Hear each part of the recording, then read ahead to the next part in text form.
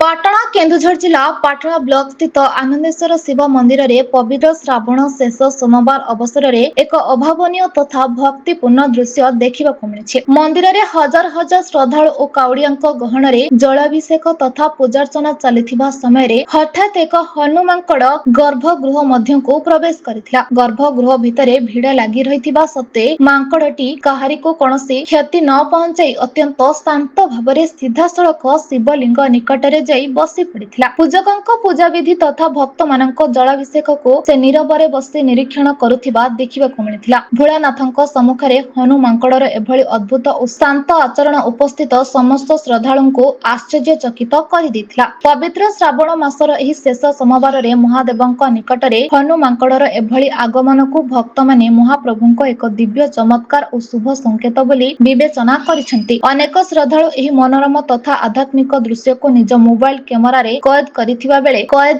बेले ଏହା ଏବେ समग्र अंचल रे चर्चार मुख्य विषय पलटिछि। केन्दुझर जिल्लाରୁ दशरथ बारिकଙ୍କ रिपोर्ट ब्लैक न्यूज ओडिया।